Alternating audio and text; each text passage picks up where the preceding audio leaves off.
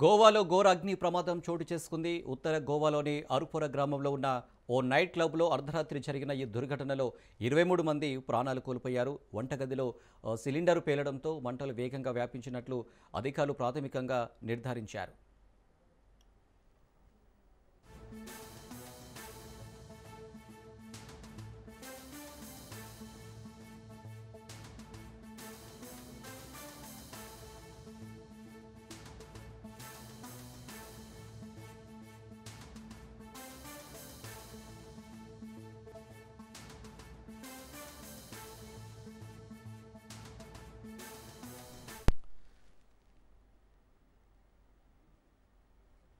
రాజధాని పనాజీకి 25 కిలోమీటర్ల దూరంలో ఉన్న బీర్ష్ బై రోమియో లేన్ అనే నైట్ క్లబ్లో ఈ ప్రమాదం జరిగింది. మృతుల్లో 4 పర్యాటకులు ఉండగా మిగిలిన వారంతా క్లబ్ సిబ్బంది అని ముఖ్యమంత్రి ప్రమోద్ సావంత్ తెలిపారు. ఇక మృతుల్లో 3 మహిళలు కూడా ఉన్నారు. 3 వ్యక్తులు మంటలో సజీవ దహనం కాగా 20 మంది పొగకు ఊపిరాడక చనిపోయారని పోలీసులు వెల్లడించారు.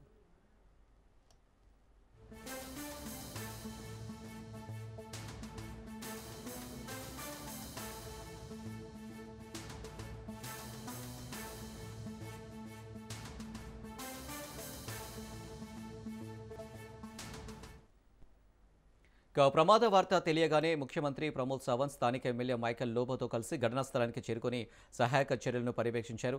ఈ దుర్ఘటనపై సీఎం తీవ్ర దిగ్భ్రాంతి వ్యక్తం చేశారు.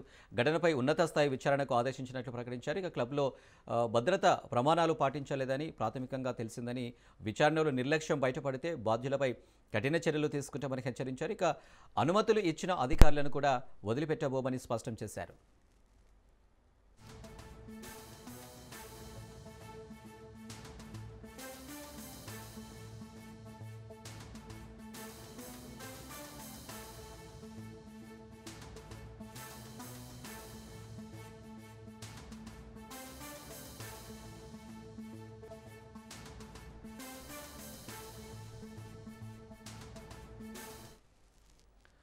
ఈ ప్రాంతంలోని అన్ని నైట్ క్లబ్లలో తనిఖీలు చేపడతామని, అనుమతులు లేని వాటి లైసెన్సులు రద్దు చేస్తామని ఎమ్మెల్యే మైకేల్ లోబో తెలిపారు. ఇక మృతదేహాలను పోస్టుమార్టం నిమిత్తం స్థానిక ప్రభుత్వ ఆసుపత్రికి తరలించారు.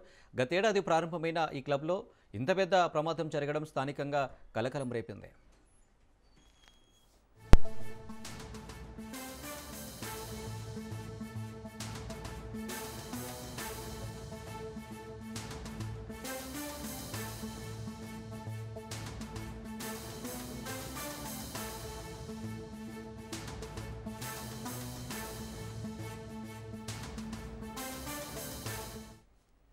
గోవా అగ్ని ప్రమాదంపై ప్రధాని మోడీ దిగ్భ్రాంతి వ్యక్తం చేశారు. ఇక గోవాలో అగ్ని ప్రమాదం చాలా బాధాకరమన్నారు.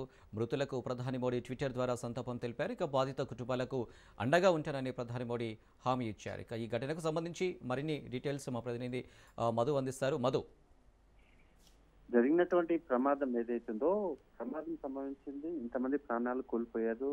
ఓకే, అయితే మరికొన్ని రోజుల్లోనే ఇదే గోవాలో డిసెంబర్ 30, 31, 1 ఈ 3 రోజుల పాటు న్యూ ఇయర్ సెలబ్రేషన్స్ జరగబోతున్నాయి.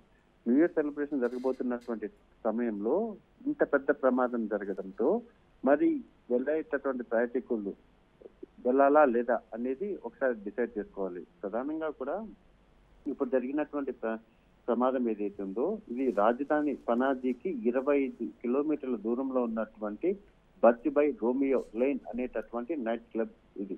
సో ఈ క్లబ్ లో జరిగినటువంటి ప్రమాదం ఎలా, మొదట కిచెన్ రూమ్ లో ఉన్నటువంటి సిలిండర్ పేలడంతో లోపలే ఉన్నటువంటి వారు ఎవరు కూడా తప్పించుకోలేకపోయారు. ప్రమాదం జరిగింది, అక్కడ ఉన్నటువంటి వారు కిచెన్ లో ఉన్నటువంటి సజీవ దహనమే. కానీ బయట ఉన్నటువంటి వారు ఆ పొగకి, ఏదైతే పొగ ఉందో ఆ పొగలో చిక్కుకొని సుమారు ఒక 19 మంది వరకు కూడా ఊపిరాడక చనిపోయారు. అది మెయిన్ ఇన్సిడెంట్. అంటే వారు తప్పించుకోలేనటువంటి సిచ్యువేషన్ అక్కడ ఆ నైట్ క్లబ్ లో వచ్చింది. అంటే అక్కడ ఉన్నటువంటి ఏర్పాట్లు ఏవైతే ఉన్నాయో ఆ వే ఆఫ్ మొత్తం కన్స్ట్రక్షన్ కి సంబంధించి అదంతా కూడా పూర్తిగా కూడా నిబంధనలకు విరుద్ధంగా ఉన్నట్టుగా స్పష్టంగా అయిపోతుంది. ఏదైనా ప్రమాదం సంభవించినప్పుడు అందరూ కూడా ఫాస్ట్ గా వెళ్ళిపోవడానికి ప్రయత్నం చేశారు. కానీ అక్కడ వాళ్ళు లోపల ఉన్నటువంటి వారు బయటికి వెళ్ళలేనటువంటి సిచ్యువేషన్ వచ్చిందంటే మిస్టేక్ అనేది చాలా స్పష్టంగా కూడా అర్థమవుతుంది. ఈ నేపథ్యంలోనే ప్రస్తుతం ముఖ్యమంత్రి ప్రమోద్ సావంత్ ఎవరైతే ఉన్నారో ఆయన రంగంలోకి దిగారు. దీనికి సంబంధించినటువంటి పూర్తి వివరాలన్నీ కూడా ఆరా తీసినప్పుడు ఈ నైట్ క్లబ్ ఏదైతే ఉందో, అంటే ఉన్నటువంటి బర్చి బై రోమియో లేన్ అనేటటువంటి నైట్ క్లబ్ ఏదైతే ఉందో దీనికి ఎక్కడా కూడా అనుమతులు అనేది లేవు. అనుమతులు లేకపోవడం అనేది నెంబర్ 1 అయితే, లోపల ఉన్నటువంటి మొత్తం ఏర్పాట్లు ఏవైతే ఉన్నాయో వాటిలో కూడా ఫైర్ ఎగ్జిట్ అనేది లేకపోవడం, అది మెయిన్ ప్రధానంగా కూడా. ఏదైనా ప్రమాదం సంభవించినప్పుడు వెంటనే కూడా మంటలు ఆర్పడానికి ఇటువంటి ప్రైవేట్ క్లబ్లు ఏవైతే ఉంటాయో వీటిలో వెంటనే వాటర్ అనేది ఆన్ అయిపోవాలి. కానీ అక్కడ అది ఏమీ కనిపించలేదు. అంటే పూర్తిగా కూడా నిబంధనలకు తుంగలో తొక్కినట్టుగా కూడా అర్థమైపోతుంది. రైట్ నౌ చూసుకుంటే మాత్రం ఈ మొత్తం సంఘటనకు సంబంధించి మిగిలినటువంటి నైట్ క్లబ్స్ ఏవైతే ఉన్నాయో వాటి అన్నిటి మీద కూడా తనిఖీలు చేపట్టారు. తనిఖీలతో పాటు అనుమతులు లేనటువంటి క్లబ్లను మూసివేయడము, అండ్ మోర్ ఓవర్ అనుమతులు తీసుకోకుండా ఏదో పైకి అనుమతులు తీసుకొని ఓపెన్ చేసినటువంటి వారు, అటువంటి వారికి సహకరించినటువంటి అధికారులు ఎవరైతే ఉన్నారో వారి మీద కూడా చర్యలకైతే సిద్ధమయ్యారు.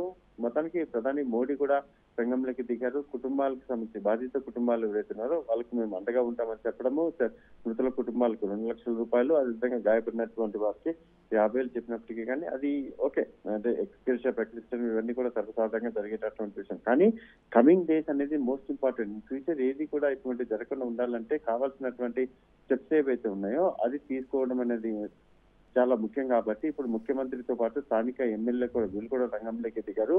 ప్రతి దానిలో కూడా నైట్ క్లబ్స్ ఏవైతే ఉన్నాయో ప్రతి దానిలో కూడా ఉన్నటువంటి ఏర్పాట్ల మీద, ఫైర్ సంబంధించినటువంటి ఏర్పాట్ల మీద, వాటన్నిటి మీద కూడా చర్యలు అయితే చేపట్టారు అనేది.